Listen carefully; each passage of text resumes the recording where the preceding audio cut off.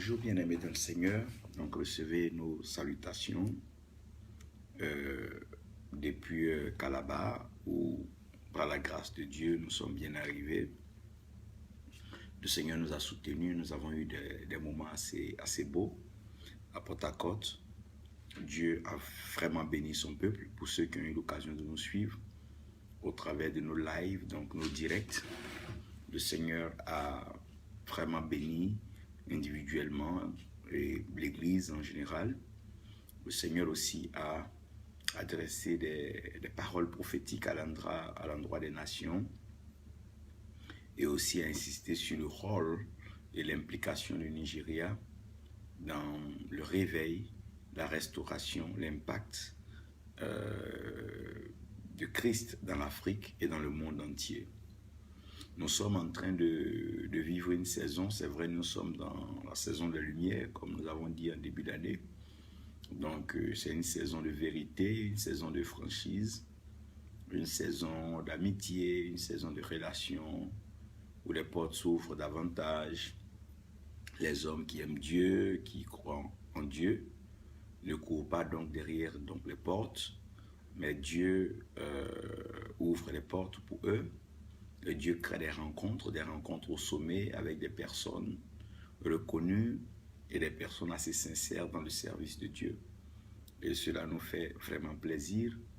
Et pendant que nous ne dormons pas à cette heure, le Seigneur est en train de nous inspirer donc à partager une portion de l'Écriture. Et cette portion va amener chacun aussi à réclamer sa part et puis à donc parler comme Dieu. Donc ce message que vous êtes sur le point d'entendre est un message qui vient du trône de Dieu, donc du cœur de Dieu, que Dieu est en train de donc m'inspirer. Je crois que je vais délivrer le message en fonction de l'inspiration et le souffle donc, que le Seigneur accorde. Sachez que l'amour est le plus grand enseignant.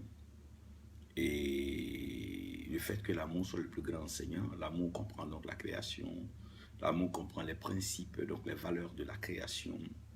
Et l'amour comprend aussi donc les composants, les éléments qui ont été indispensables, donc utiles à Dieu pour réaliser donc son projet, mettre au point donc sa stratégie de création pour permettre à la créature de pouvoir respirer et nous donner tout ce dont nous avons besoin, donc l'aisance dont nous jouissons en ce moment.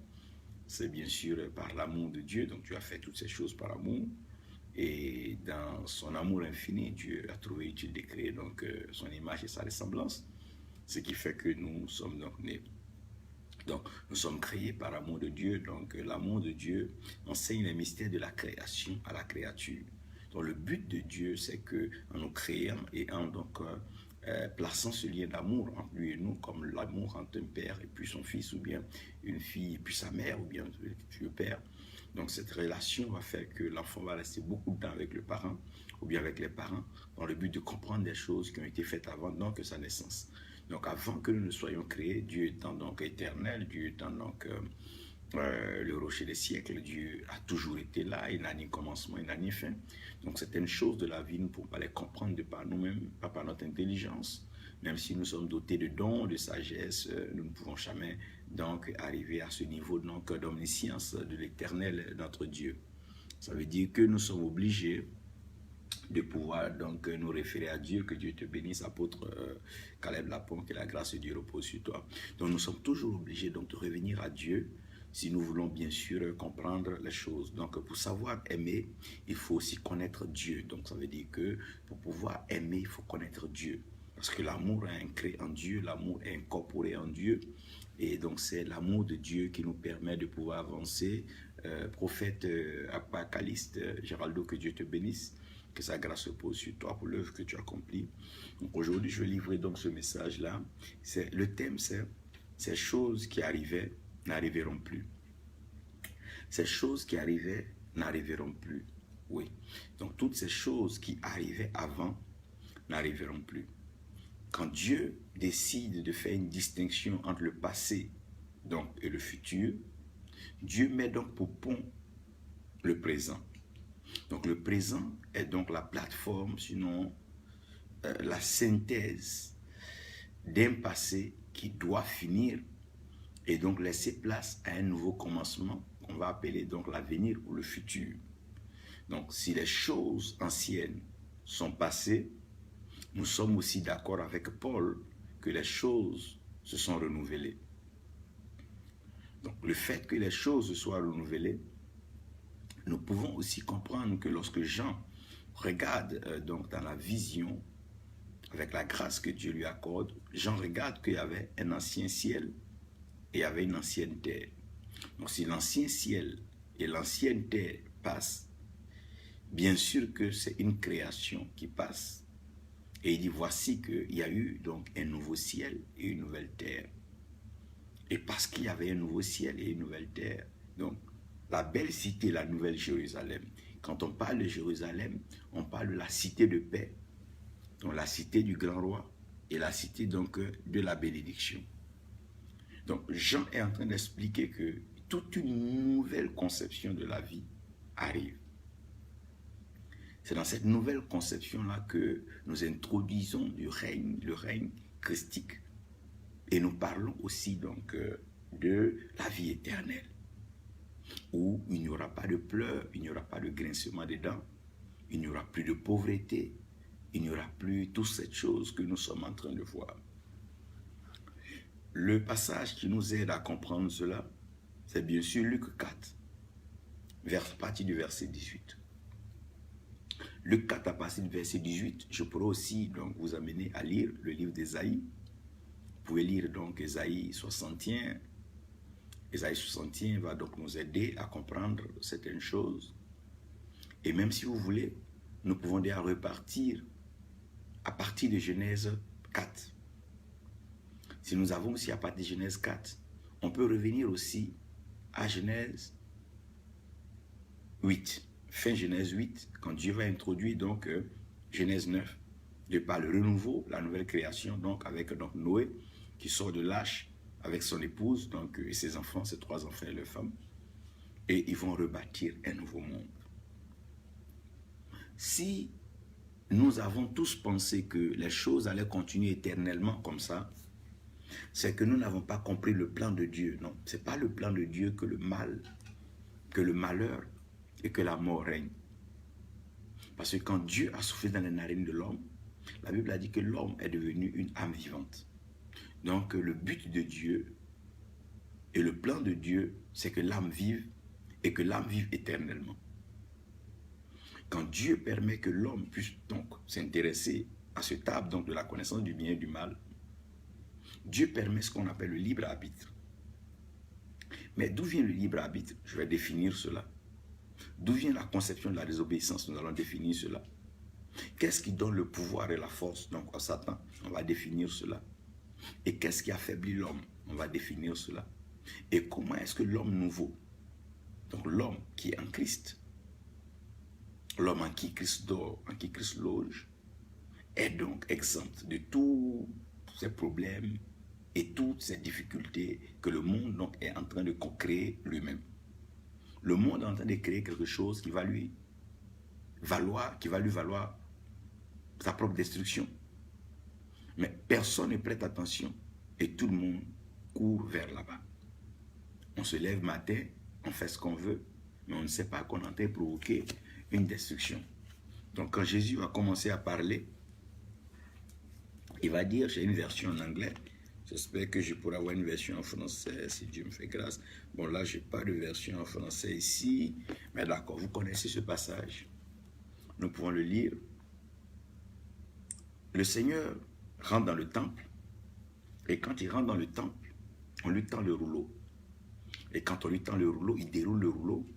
Donc il part de Genèse, le rouleau se déroule jusqu'à ce qu'il arrive sur la portion d'Ésaïe. Bon, le prophète Ésaïe, c'est vrai qu'on ne trouve pas trop Ésaïe dans le cadre du miraculeux. On ne trouve pas trop Ésaïe dans le cadre donc de la voyance. On ne voit pas vraiment Ésaïe dans le ministère de la délivrance. Mais on voit Ésaïe beaucoup dans l'approche prophétique. C'est-à-dire Ésaïe explique les événements majeurs depuis la Genèse et il les relie donc à l'Apocalypse. Donc Ésaïe fait maintenant ce qu'on appelle une mise au point de certains éléments de la création, et il nous rallie et il nous relie directement donc à donc l'Apocalypse. C'est pour ça qu'il va nous dire un peu que la Vierge enfantera, et puis il parle un peu donc de l'année de la mort du roi.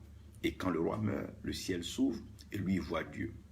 Donc quand il parle de ce roi qui meurt, c'est vrai que là il est nommé Osias. Vous allez comprendre qu'en tout homme, il y a quelque chose qui règne en nous, qui peut être l'orgueil, l'amour de l'argent, la pensée pour le péché, tout ça. Quand ces choses-là meurent, tout de suite, nous rendons compte que ce n'est pas ces choses-là qui sont les plus utiles, qui sont les plus importantes, mais il y en a mieux, donc à découvrir et à connaître en Dieu, qui est la pureté, la sainteté, et surtout la sanctification continuelle et la recherche de la paix, sans laquelle personne ne verra Dieu.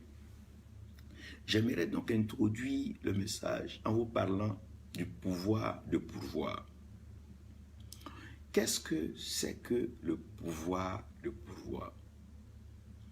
Il dit, l'Esprit de Dieu est sur moi, car il m'a oint pour. Donc l'Esprit de Dieu qui vient sur lui donne le pouvoir de pouvoir pourvoir.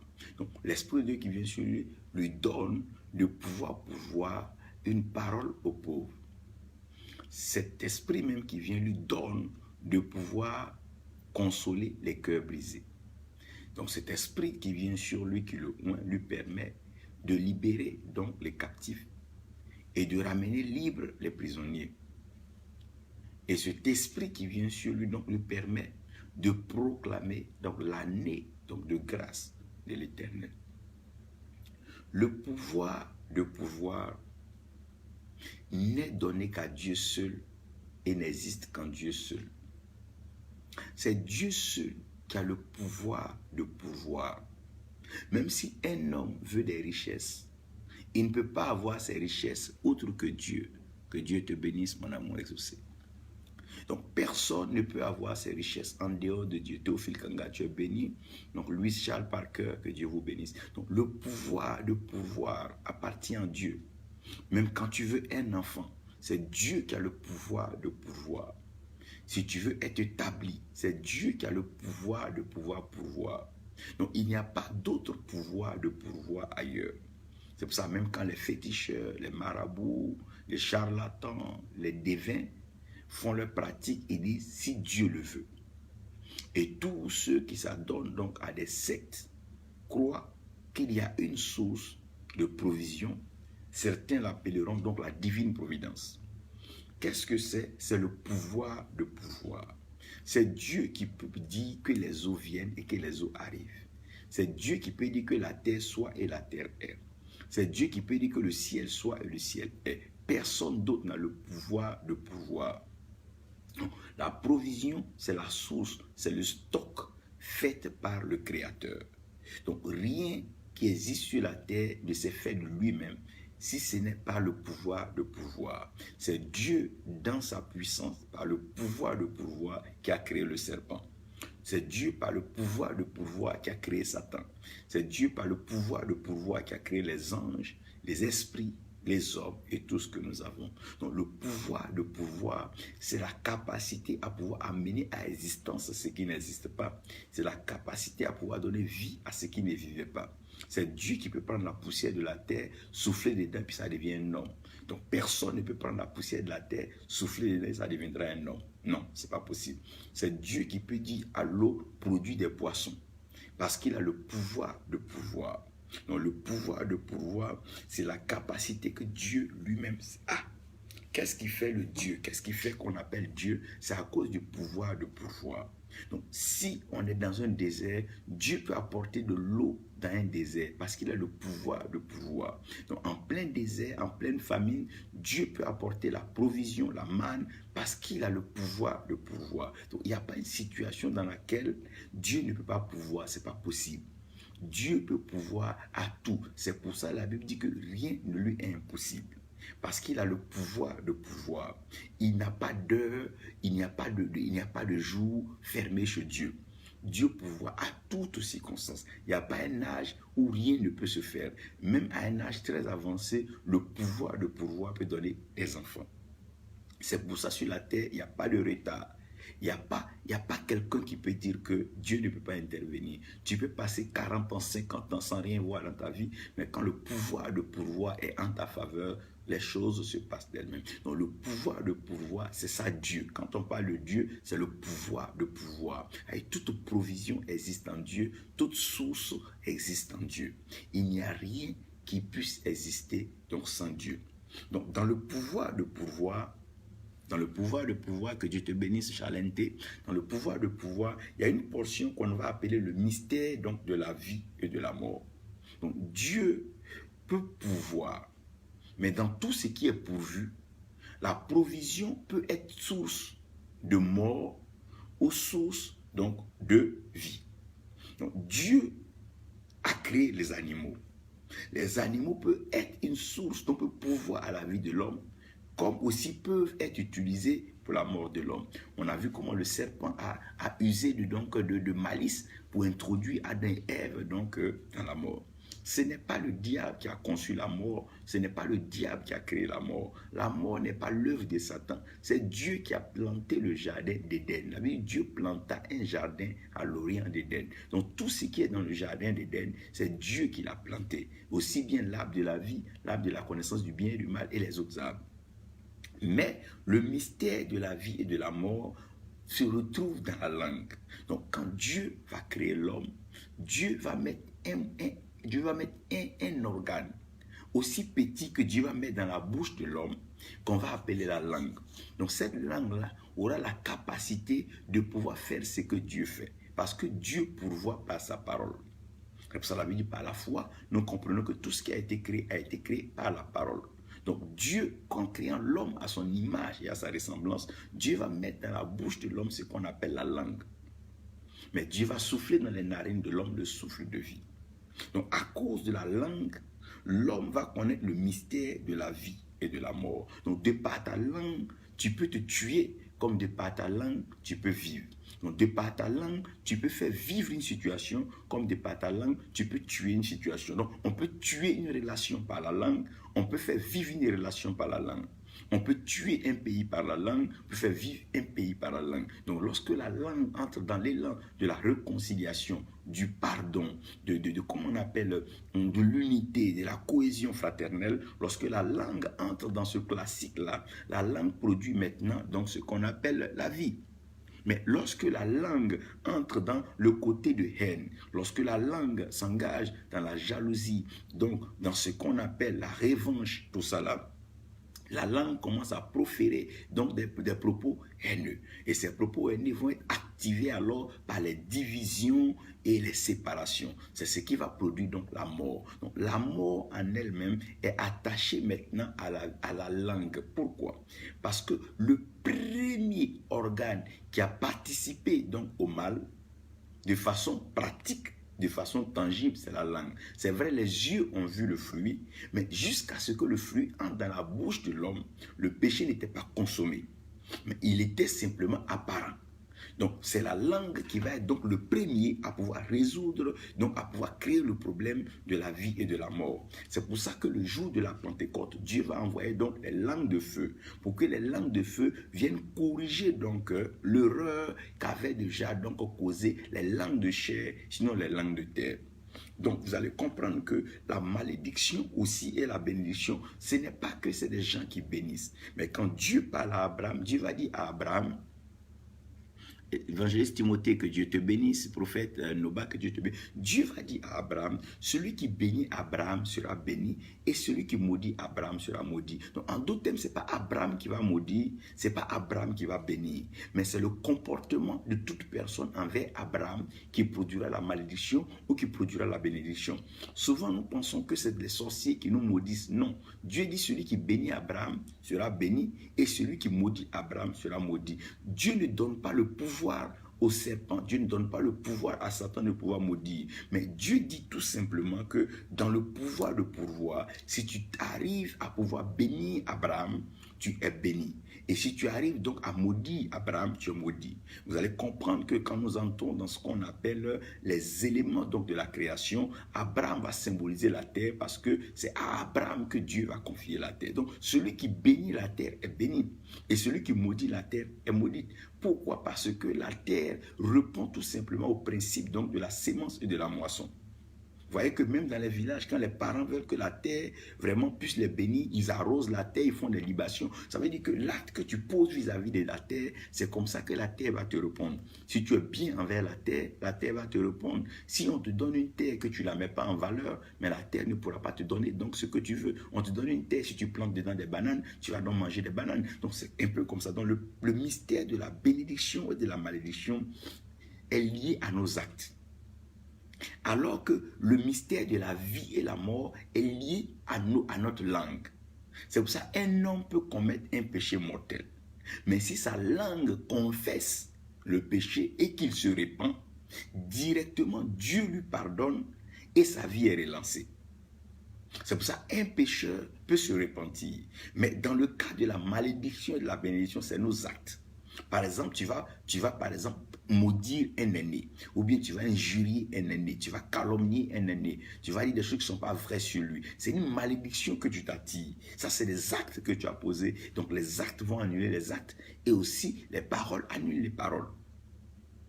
Donc vous devez comprendre que Dieu, qu'est-ce qu'il va faire quand Dieu va pourvoir? Dieu va l'aider dans tout ce qu'il a pourvu, la mort et la vie, la malédiction et la bénédiction. Donc c'est à nous de choisir et c'est à nous de pouvoir savoir là où nous serons bénis. Quand Dieu donc va laisser la bénédiction et la malédiction donc au choix de l'homme, l'homme choisira de bénir comme l'homme choisira de maudire.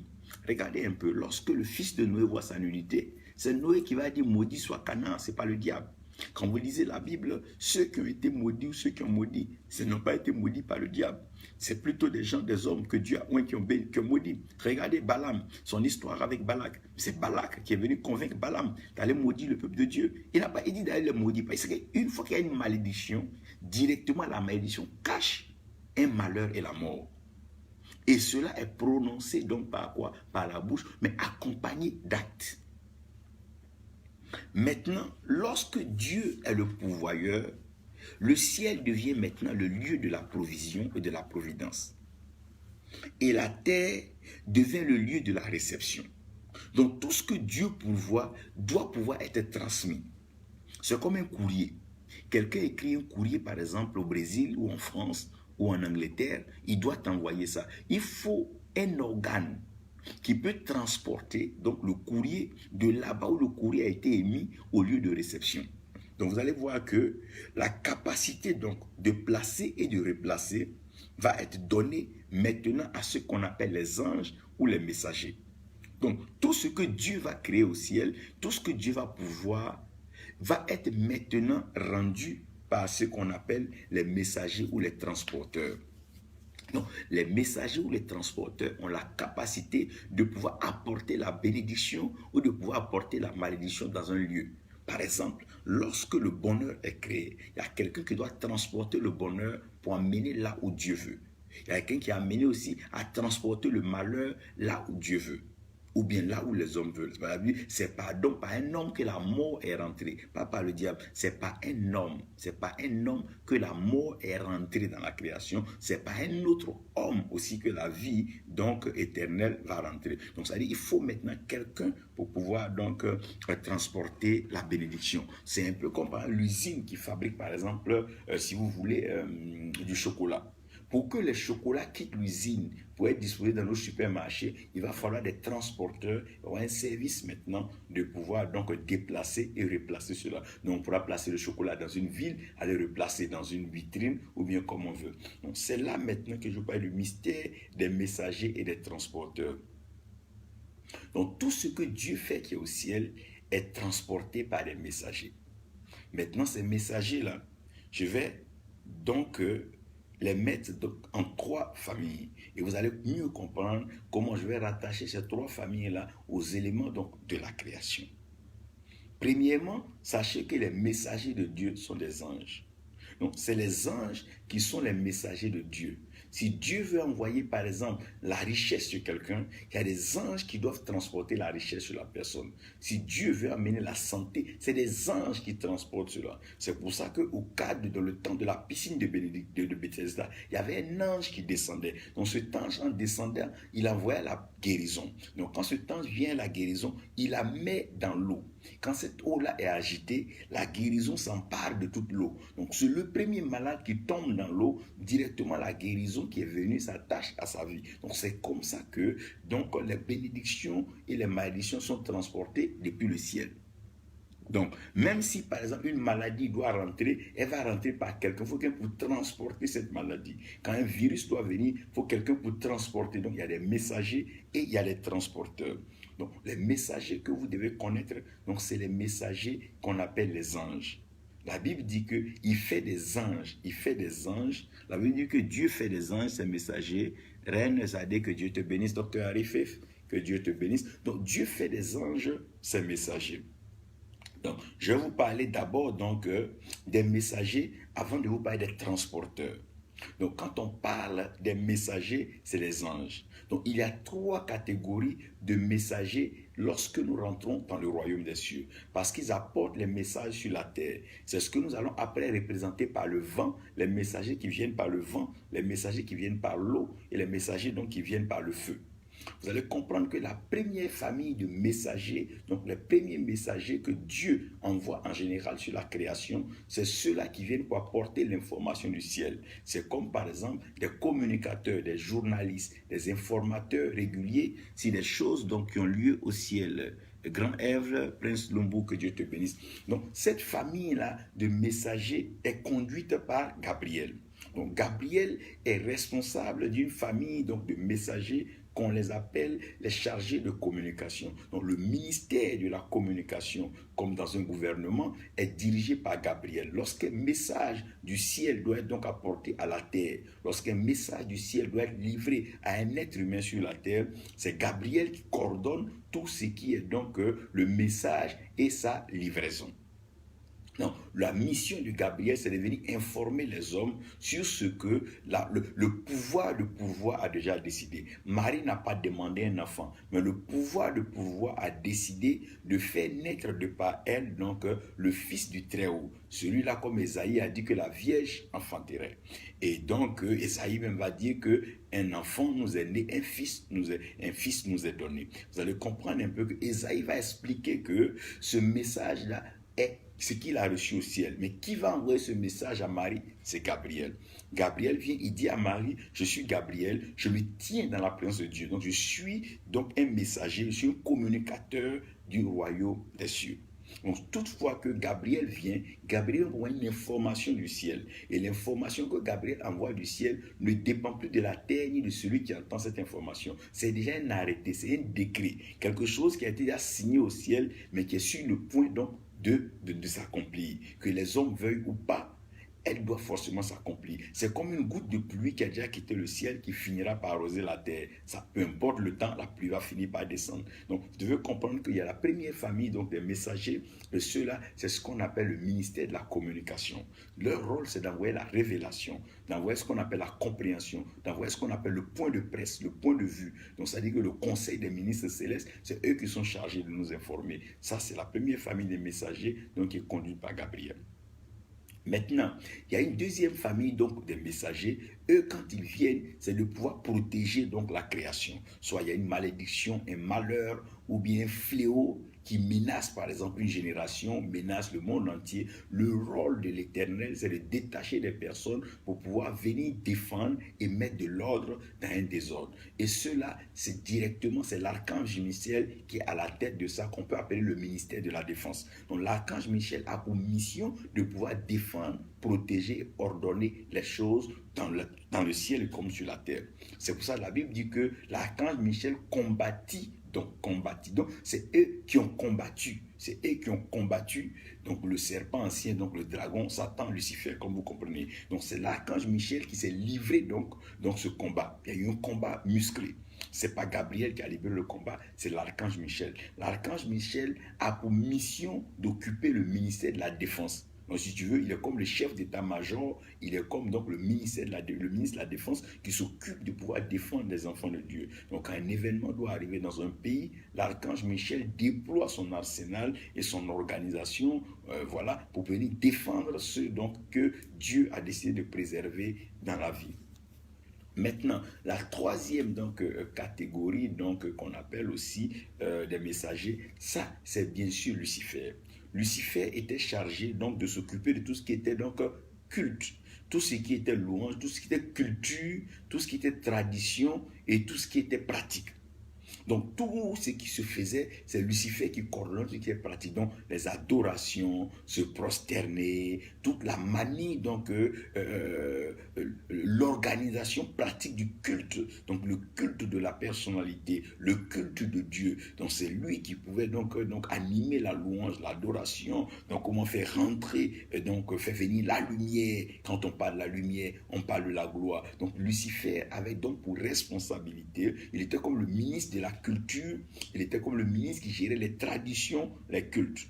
Donc vous allez comprendre un peu que les messagers sont dans ces trois catégories. Ils sont au niveau de la communication, ils sont au niveau de la défense, ils sont au niveau donc de la culture et des traditions. Vous allez voir que certains conservateurs vont toujours revenir au rite, la tradition et la culture hébraïque. Même de nos jours, dans nos églises, vous allez comprendre que certains célèbrent le Shabbat, c'est un peu cela. C'est une conservation de culture. Maintenant, les transporteurs. Qui sont les transporteurs? Les transporteurs, c'est ceux-là que les messagers utilisent pour pouvoir venir. Donc, les messagers peuvent utiliser le vent. C'est pour ça que la Bible dit que Dieu se déplace sur les ailes du vent. Et la même Bible dit que Dieu fait des vents ses messagers. Il fait aussi des flammes de feu ses messagers. Donc, le vent a pour but de déplacer tout ce qui est invisible. Quand Dieu veut déplacer les choses invisibles, Dieu utilise le vent. Mais quand Dieu veut déplacer les choses visibles, Dieu utilise l'eau. Donc quand vous regardez dans le jardin d'Éden, vous allez comprendre que la Bible dit qu'il y avait donc un fleuve qui arrosait Éden, mais qui se divisait en 4 bras. Chaque fois que Dieu indique un des bras du fleuve, Dieu nous présente les richesses, donc des trésors visibles qui existent. Mais lorsqu'on parle par exemple des vents qui soufflent, on ne nous explique pas qu'est-ce que les vents transportent, mais on dira dans le cas d'Ézéchiel que et toute l'armée s'est dressée. Donc on ne dit pas exactement ce que le vent du nord a apporté en tant qu'élément visible. Donc les vents transportent ce qui est invisible, mais l'eau transporte ce qui est visible. C'est pour ça que quand l'eau s'ouvre, ceux qui passent par la mer Rouge, c'est des personnes visibles. Ce n'est pas un peuple virtuel, c'est le peuple d'Israël. Donc l'eau transporte le visible, mais le vent transporte l'invisible. Donc la tête de la hache, donc des fils des prophètes va tomber dans l'eau parce que c'est visible, ce n'est pas invisible. Donc toutefois qu'on va parler de ce que l'eau transporte, l'eau va transporter ce qui est visible. La lèpre de Naaman était visible, donc l'eau pouvait transporter cela. Donc les transporteurs, il y a le vent qui transporte l'invisible et il y a l'eau qui transporte donc les visibles. Maintenant le feu, lui, transforme ce qui arrive. Par exemple, lorsque nous parlons des messagers de feu, ça veut dire que quelqu'un peut ne pas être bon. Lorsque le feu le transporte, le feu a la capacité, en le transportant, de le transformer. Parce que le feu est au fait un transporteur. Mais un transporteur, si tu veux, un peu comme un transformateur. Donc le transformateur, c'est par exemple, tu as une quantité, par exemple une intensité de courant ou bien un voltage temps. Et quand il doit rentrer dans un appareil, il lui donne le voltage utile pour cet appareil. Donc quand Dieu prend le feu c'est pourquoi un message peut être par exemple un message livré qui doit venir à quelqu'un normalement qui est sage. Mais pendant que le message vient, cette personne n'est pas encore sage. Donc ce message est transporté par le feu. Donc le but du feu, c'est de pouvoir transformer l'état actuel de la personne, à assagir la personne pour qu'elle puisse comprendre le message de la sagesse. Par exemple, quelqu'un qui est par exemple, Dieu lui demande de se reposer, il va lui parler, il ne veut pas. Donc le message peut venir par une maladie. une fatigue. Donc pendant que la maladie va venir, c'est un feu. Mais quand il va se reposer, c'est là qu'il va entendre vous faites le message. Donc ce message-là vient par un transformateur. C'est ce que Paul dit, je vous apportais au fait de la nourriture solide, mais j'ai vu que vous étiez encore enfant. Donc cette nourriture a été transformée au lait. Donc le feu a pour but donc de pouvoir transformer le message. C'est pour ça que vous voyez que souvent quand tu parles de discipline à quelqu'un qui ne comprend pas, ou bien de la gestion, c'est lorsqu'une pauvreté, donc ça c'est un message de feu. Lorsque le feu va arriver, cette personne-là va être transformée. Bishop Mike Amami, God bless you. Thank you very much. I got here safe in Calabar. God bless you and God bless Mama. Donc vous allez comprendre que lorsqu'on va parler donc du feu comme étant un transporteur, le feu, lui, il vient pour pouvoir donc transformer. Donc le but du feu, c'est de transformer donc l'information. De telle sorte que ça produise directement un changement. Dieu veut s'approcher de Paul et dit à Paul de gagner des âmes et d'être favorable à l'église. Mais pendant ce temps, Saul est dans une logique de destruction. Donc la lumière qui va apparaître à Saul vient comme un feu d'ailleurs qui va l'aveugler. Mais quand Saul sort de là, il comprend le message qui était de faire de lui un apôtre pour les nations païennes, un apôtre pour le salut des nations. Donc je veux dire que le transporteur a pour but de pouvoir prendre ce qu'on appelle la providence divine, de t'envoyer vers nous. Donc par exemple, Dieu veut t'élever. Et tu ne sais pas par qui Dieu va passer. Il peut faire souffler un vent sur toi. Et le vent va t'orienter. Et lorsque ce vent va t'orienter, tu vas aller sortir sur une situation qui t'est favorable. C'est avec le vent donc que Dieu t'a conduit. C'est ce que Jésus est en train de dire à Nicodème. Il dit, celui qui est né de l'esprit, il est comme le vent. En d'autres termes, il est transporté par le vent. Et ce vent qui le transporte là, l'amène pleinement dans ce que Dieu a pourvu pour lui. Lorsqu'on parle aussi de la bénédiction physique, Salomon dira, jette donc ton pain à la surface des eaux. Donc quand tu jettes le pain il est physique à la surface des eaux. Avec le temps, tu le retrouveras. Mais la Bible dit que nos œuvres seront éprouvées par le feu. Comme l'or qui est éprouvé par le feu. Parce que ce n'est pas l'or brut qu'on prend dans la terre qu'on veut, mais on veut une qualité, une valeur de l'or. Donc c'est ça qu'on fait passer par le feu. Donc on doit comprendre les transporteurs et les messagers. Donc les messagers, vous avez connu, c'est les familles que j'ai citées, et les transporteurs, c'est les éléments dont je viens de parler. Maintenant, je vais vous parler du mystère de l'opération surnaturelle. Comment est-ce que cela se passe? Je prends un exemple simple. Dieu dit, je vais bénir la Côte d'Ivoire. C'est un message et c'est le plan de Dieu de bénir la Côte d'Ivoire. Donc quand Dieu annonce ce message paraît général et paraît global. Donc tout le monde peut le dire, tout enfant peut le dire, tout jeune peut le dire, tout vieillard peut le dire. Mais comment est-ce que Dieu va vraiment bénir la Côte d'Ivoire? Personne ne sait. Qu'est-ce que Dieu fait, par exemple, dans un cas de bénédiction? Dieu apporte un message. Et une fois que le message est apporté, Dieu prend directement ce qu'on appelle les garde-fous, donc la protection du message qui est venu. Donc Dieu va placer ce qu'on appelle des anges pour préserver, pour ne pas que les dérapages et le pire arrivent. C'est pas que Dieu ne permettra pas que des choses arrivent, mais Dieu va empêcher que le pire arrive. Par exemple, Dieu veut bénir Job. Il permettra que le malheur arrive, mais il ne permettra pas que Job soit détruit et que sa vie soit détruite. Parce que si la vie de Job est détruite, la parole ne s'accomplira pas.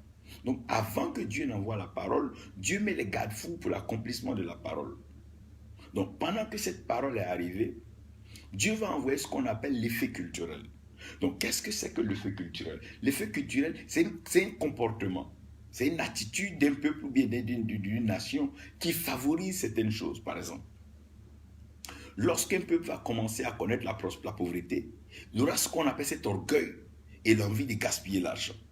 Mettre l'argent dans n'importe quoi, les choses qui n'ont pas de valeur, les choses du monde. Donc quand un peuple est engagé dans ces choses-là, déjà leur attitude présage la pauvreté, les disettes.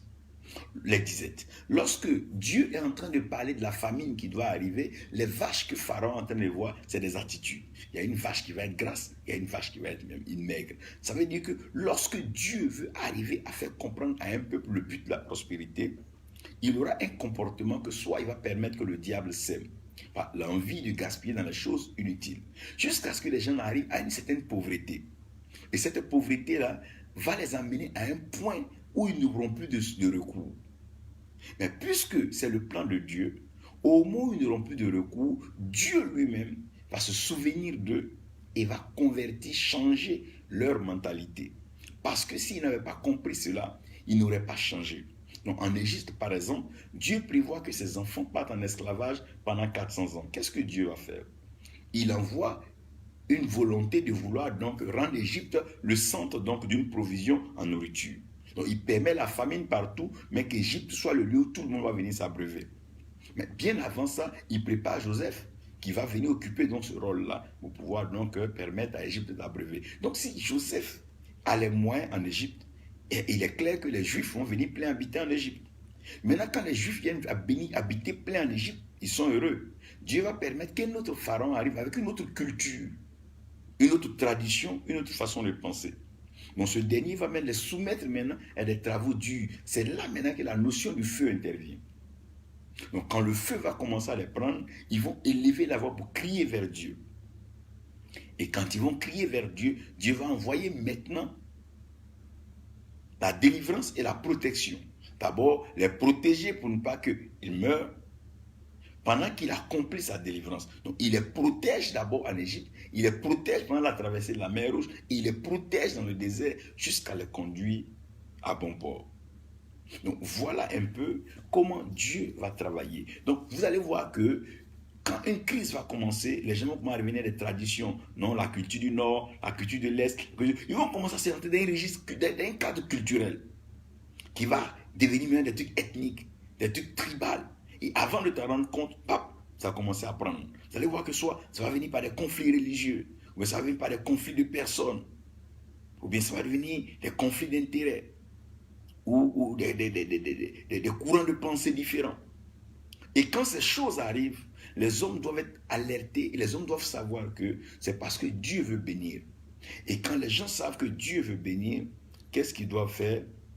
Ils doivent entrer dans ce qu'on appelle la grâce de recevoir et la grâce de décevoir.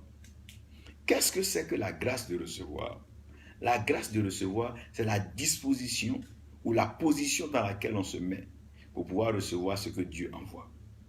Quand Dieu vient dans le jardin, qui dit « Adam, où es-tu » C'est pas que Dieu ne sait pas qu'Adam est dans le jardin, non. Dieu sait. La preuve, c'est Dieu qui a placé Adam et Ève dans le jardin. Mais Dieu dit que la position dans laquelle tu devais te trouver n'est pas cette position.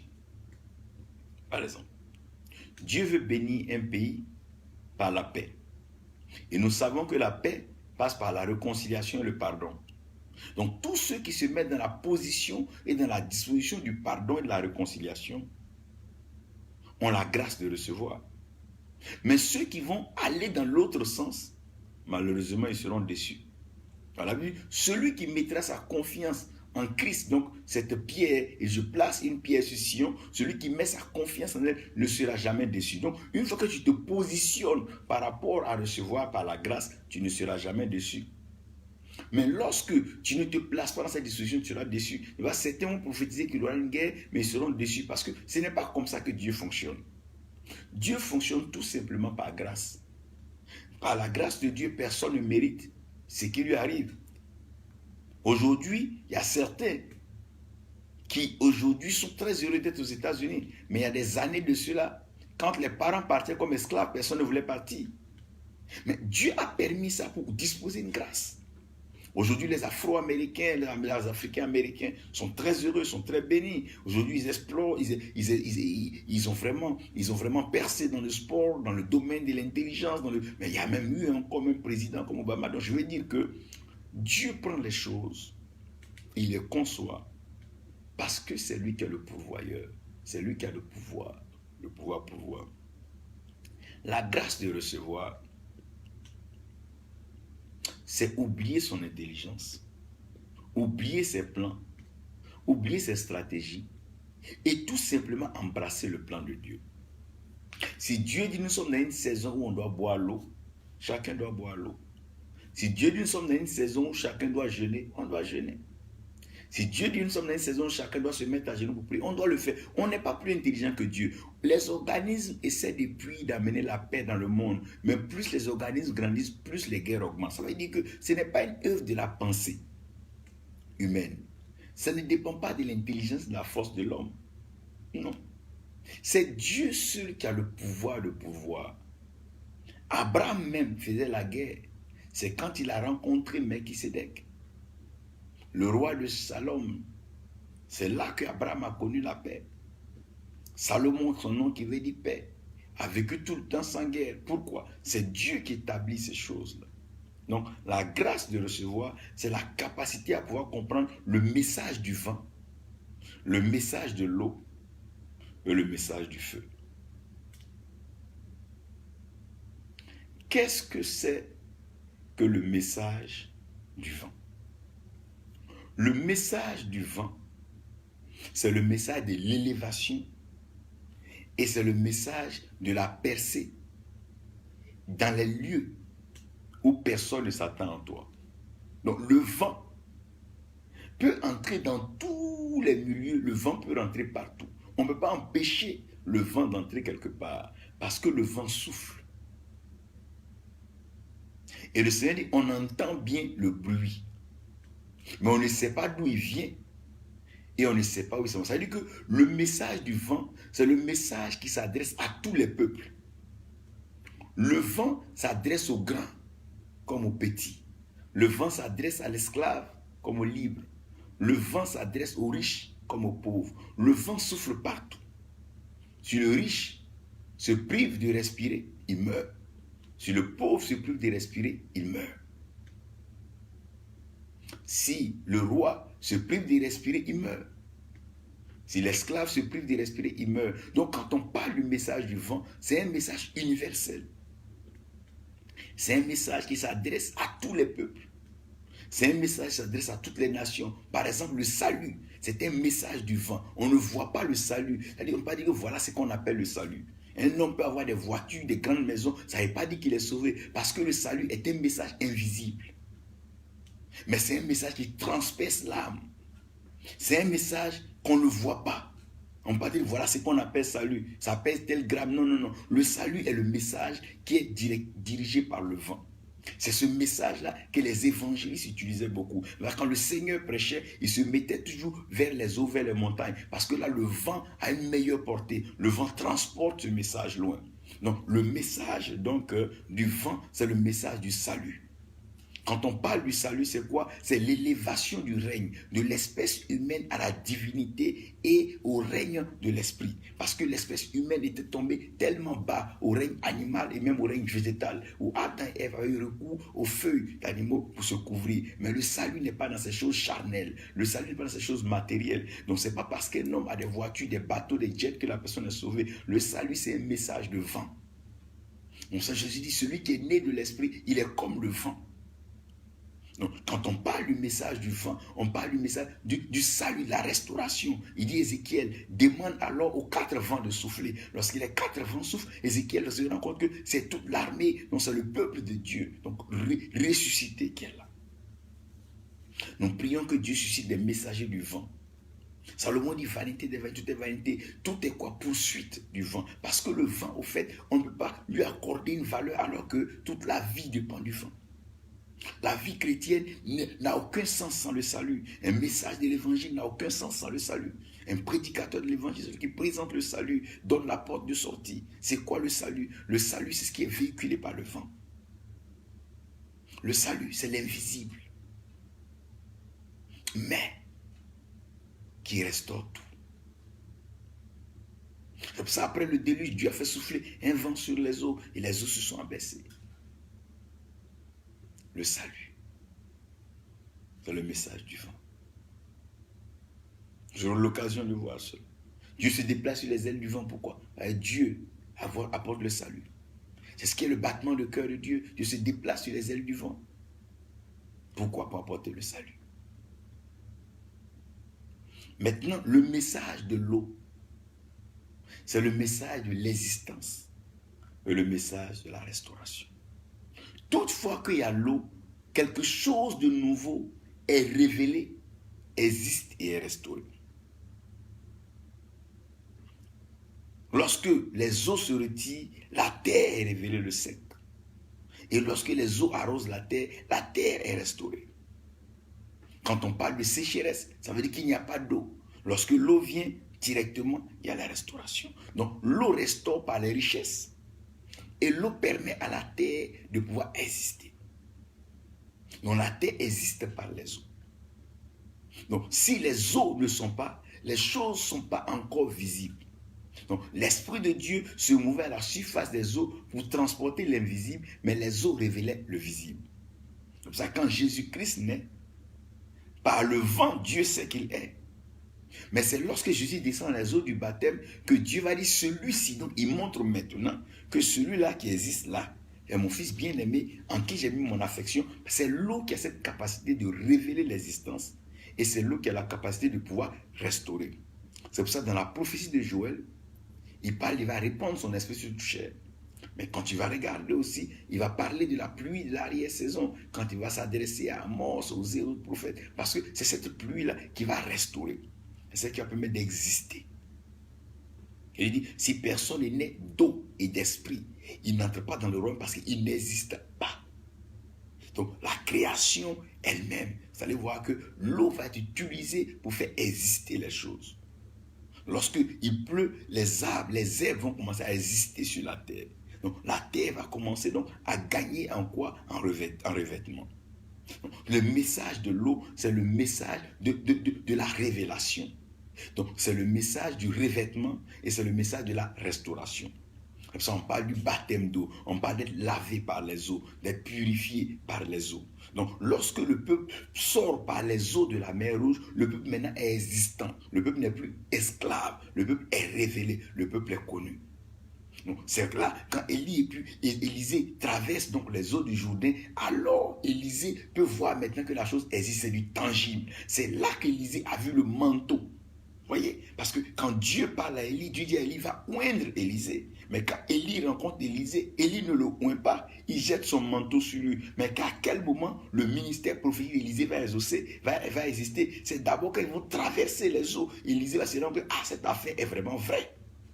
C'est les eaux qui révèlent l'existence. C'est pour ça que Jean, de tout le temps où Jean était, Jean ne parlait pas en tant que tel de connaître le Seigneur comme il se devait. Mais quand Jean se retrouve donc dans l'île de Patmos, entouré par les eaux, Jean va percevoir donc la révélation parce que les eaux viennent pour restaurer. Donc Jean va comprendre la portion restaurée à l'amour, donc il y a la révélation. La femme au puits de la Samarie, comment elle va comprendre que l'homme avec qui elle est n'est pas son mari? C'est parce qu'elle va se retrouver là où il y a de l'eau. Comment est-ce que la Pâque va être consommée puisque le vin n'était pas? C'est par les eaux que cela va être restauré et que c'est par les eaux que cela va être révélé. Lorsqu'à la noce de Canaan, le vin va manquer. C'est avec les eaux que ce qui n'existait pas va exister. Donc le vin, et c'est là aussi que donc, la révélation du miracle christique va commencer à être connue. Donc le message du vent, c'est le message de l'existence, c'est le message de la révélation, c'est le message de la restauration.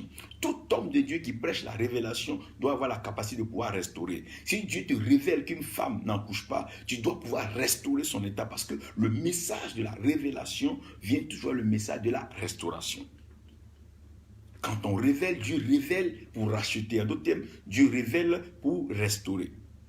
Donc l'eau transporte la révélation et l'eau transporte la restauration. Enfin, Dieu a dit à l'homme, c'est la sueur de ton front que tu mangeras. Donc si l'homme transpire, si l'eau sort, l'homme va trouver le pain sur la terre. Alors que la terre devait produire les ronces et les épines. Mais quand l'eau va couler sur le front de l'homme, l'homme va commencer à avoir donc quoi? Le pain. Il dit, jette ton pain à la surface des eaux. Avec le temps, il va te revenir. Tu vas le retrouver. Donc, quand on parle du message de l'eau, on parle de quoi? On parle du message de l'existence, le message de la révélation et le message de la restauration. Il n'y a pas de restauration sans eau. Vous allez parcourir la Bible. Comment est-ce que la santé de Naaman a été restaurée? C'est par les eaux.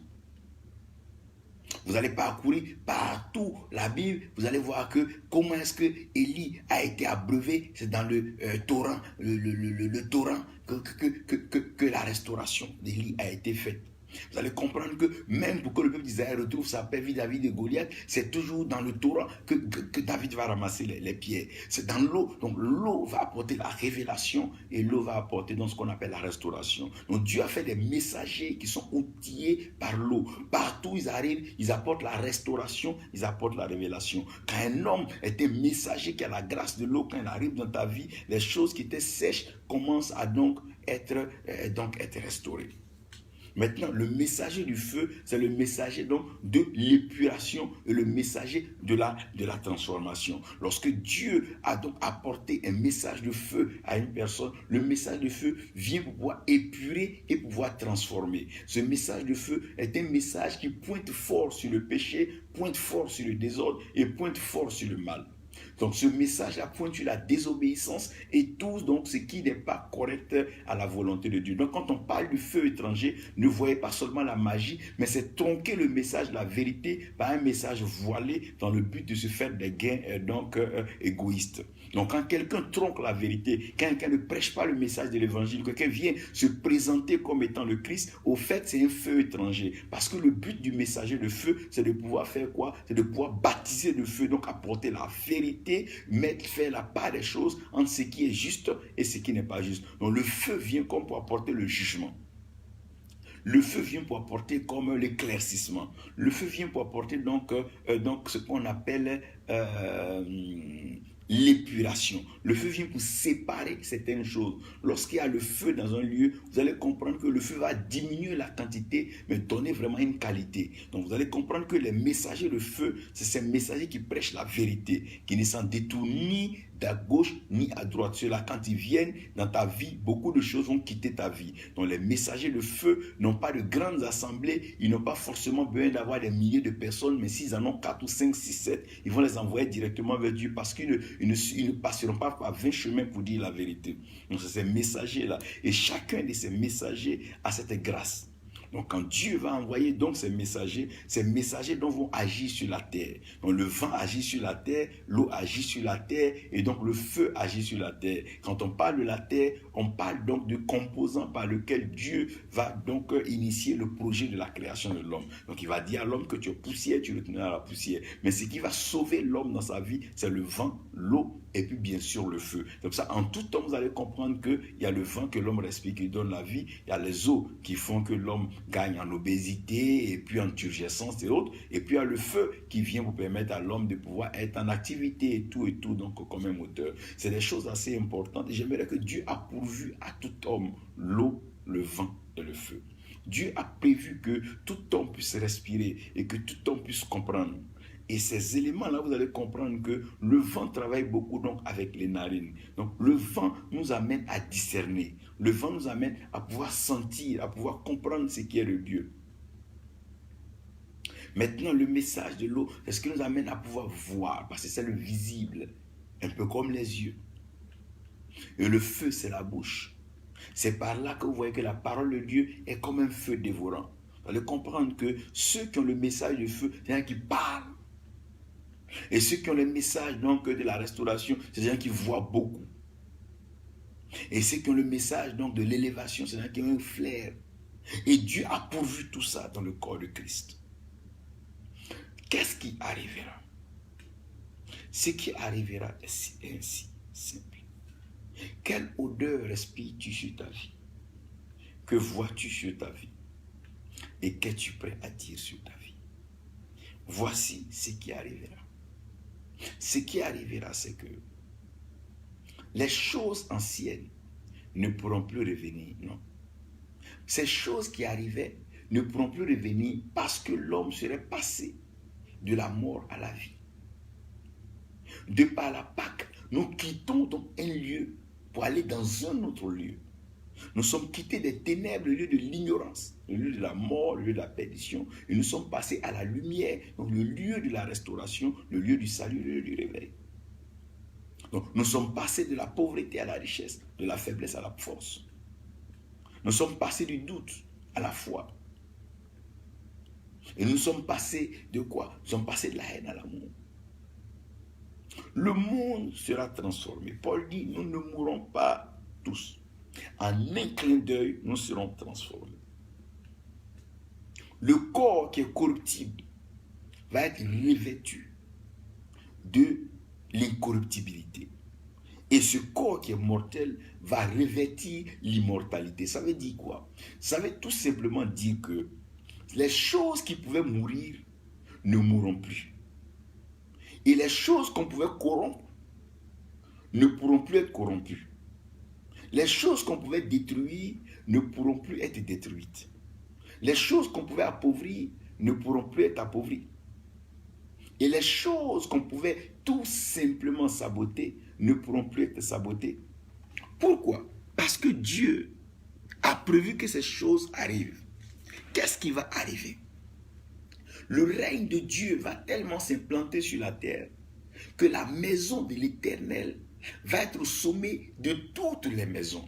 Donc l'Église de Dieu va retrouver son rayonnement, sa vérité, sa puissance et sa force. L'Église aura un message universel transporté par le vent. L'Église aura un message fort du salut. L'Église aura un message fort de la crainte de Dieu. L'Église va ordonner le monde et montrer le pas à l'humanité. Révérend Yanzé Patrick, que Dieu te bénisse. Voici ce qui arrivera. Les hommes de Dieu seront accompagnés par ces messagers. Ils auront les messagers et les transporteurs avec eux. Certains vont venir avec le vent, d'autres vont venir avec le feu, d'autres vont venir avec l'eau. Certains mettront le pied simplement dans une nation et la nation va commencer à fleurir. Certains mettront le pied dans des temples bizarres et la vérité va commencer à régner. Certains vont arriver dans des villages et le salut sera annoncé. Qu'est-ce qui arrivera? Le règne du malin sera arrêté parce que les traditions, les cultes, les cultures, les us et les coutumes ne pourront pas régner longtemps. Le monde va tendre vers ce qu'on appelle le règne divin. Les hommes ne seront plus prêts à suivre le mensonge. Les hommes ne seront plus prêts à suivre donc ces choses trafiquées. Ce qui arrivera, c'est que la lumière elle sera forte et elle sera tellement grande que Dieu va accomplir les paroles de ses prophètes. Non seulement Dieu va accomplir les paroles de ses prophètes, mais Dieu va susciter une génération qui ne sera plus prête à se compromettre. Mais une génération qui va comprendre que c'est Dieu qui pourvoit et que c'est Dieu qui a le pouvoir de pouvoir pourvoir. C'est Dieu qui est libre d'opérer des miracles. C'est Dieu qui est libre d'enrichir. C'est Dieu qui est libre de pouvoir élever. C'est Dieu qui est libre de créer des connexions. C'est Dieu qui est libre. C'est Dieu qui est libre de faire toutes ces choses. Une génération qui ne cherchera pas d'autre solution ailleurs à part Dieu. Une génération qui ne comptera sur rien d'autre à part Dieu. Une génération qui ne regardera seulement qu'à Dieu. Après le déluge, Noé n'avait pas d'autre alternative. Il a offert un sacrifice à Dieu. Donc Noé devait tout à Dieu et la vie de Noé dépendait de Dieu. Qu'est-ce qui arrivera? Les nations vont dépendre de Dieu. Les leaders vont dépendre de Dieu. Le monde politique va dépendre de Dieu. Les économistes vont dépendre de Dieu. La science va dépendre de Dieu. La chimie et tout ce que vous avez comme accompagnement va dépendre de Dieu. Les choses vont dépendre de Dieu. La réussite va dépendre de Dieu. L'établissement va dépendre de Dieu. Les règnes, les chefferies vont dépendre de Dieu. On n'entrera plus trop dans les modèles. Vous allez voir que la démocratie, même c'est des choses que les gens n'en parleront plus. On va rentrer dans un système de théocrates où Dieu va lui-même de façon volontaire placer des gens à des postes et personne ne pourra contester et discuter. C'est Dieu qui va donner cela parce que c'est la volonté de Dieu. Dieu veut restaurer la création, mes frères. Voici ce qui arrivera. Voici ce qui arrivera. Le vent va souffler, les eaux vont monter, le feu va passer, le feu passera, le vent soufflera, les eaux monteront. La révélation sera claire. L'amour de Dieu va grandir dans le cœur des gens. Les gens seront plus portés vers le matériel, vers l'argent, parce que c'est des choses qu'on en aura. Il en aura tellement pour tous. Mais ce qui va nous marquer, c'est comment Dieu a changé le méchant.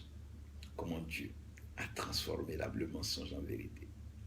Comment Dieu a rempli cette terre qui était informe et vide. Comment Dieu a formé les nations. Comment Dieu a formé les peuples. Et comment Dieu a préservé les peuples. Frères, sœurs, voici des choses qui arriveront. J'avais tellement envie de partager ce message avec vous. Restez serein. Croyez toujours en Dieu. Dieu préservera toujours ses enfants. Et Dieu bénira toujours les nations. Voici les choses qui arriveront. Les choses seront assez claires. La parole de Dieu va couvrir la terre comme les eaux couvrent les fonds des mers. L'eau va monter, le vent va souffler de partout. Et le feu de Dieu va purifier, toucher le cœur, la pensée, l'intellect de l'homme. Et les hommes sauront que l'Éternel est Dieu. Et tout genou fléchira et toute langue confessera que Jésus-Christ est Seigneur et Sauveur, à la gloire de notre Dieu. Voici des choses, et ces choses arriveront. C'est des choses que nous allons aimer. Ne perdons pas espoir pour nos enfants, pour nos petits-enfants. L'Antéchrist ne pourra pas vaincre. Le nouvel ordre mondial ne pourra pas vaincre. Tous les plans des hommes, non, ces plans ne pourront pas. Dieu est le Créateur et Dieu ne peut pas échouer. Sa pensée est vraie et sa parole est éternelle. Que Dieu vous bénisse, que sa grâce repose sur vous. Nous allons prier. Prions pour que ce qui arrivait n'arrive plus. Déclarons cela avec foi. Ces injustices, ces corruptions, ces tueries, ces terrorismes, ces arnaques, que ces choses n'arrivent plus. Les maladies incurables, les épidémies, les morts prématurées, les accidents, prions que ces choses n'arrivent plus. Les avortements, la délinquance juvénile, les mariages homosexuels, les crimes rituels, que ces choses n'arrivent plus. L'escroquerie, le mensonge, que ces choses n'arrivent plus. L'idolâtrie, que ces choses n'arrivent plus. La roubladise, que ces choses n'arrivent plus. Que la vérité règne, que la vérité triomphe. Que seul Christ, qui est le chemin, la vérité et la vie, guide nos cœurs et nos pensées. Que le Saint-Esprit, qui est le seul enseignant par excellence, se révèle et révèle Dieu, révèle le Christ à chacun de nous. Que ces choses n'arrivent plus. Que ces coups d'État n'arrivent plus. Que ces rébellions, ces guerres n'arrivent plus. Que ces faillites des sociétés n'arrivent plus. Que l'incexe, l'occultisme, que ces choses n'arrivent plus. Un monde nouveau. Une vie nouvelle. Pour la gloire de notre Dieu. Un homme nouveau est en train de naître en chacun de nous. Ces choses qui arrivaient n'arriveront plus. Ces choses qui arrivaient n'arriveront plus. Ces divisions qui arrivaient dans l'église n'arriveront plus. Ces combats où les frères se combattent, ces choses n'arriveront plus. Ces jalousies et ces haines, ces choses n'arriveront plus. Parce que l'amour de Dieu va triompher. Père, merci. Parce que ces choses qui arrivaient n'arriveront plus. Seigneur, merci. Parce que la trahison, la mort dans le jardin, ces choses n'arriveront plus. Merci Seigneur, parce que la ruine, la pauvreté, la déchéance, la chute, ces choses n'arriveront plus. Pour toujours, nous serons enfermés, puisque ta parole, elle est établie au ciel, et ta volonté est pleinement faite dans le ciel. Merci Père, parce que ces choses qui arrivaient n'arriveront plus. Merci Seigneur, parce que ces choses qui arrivaient n'arriveront plus. Merci Père pour ta grâce. Au nom de Jésus. Amen.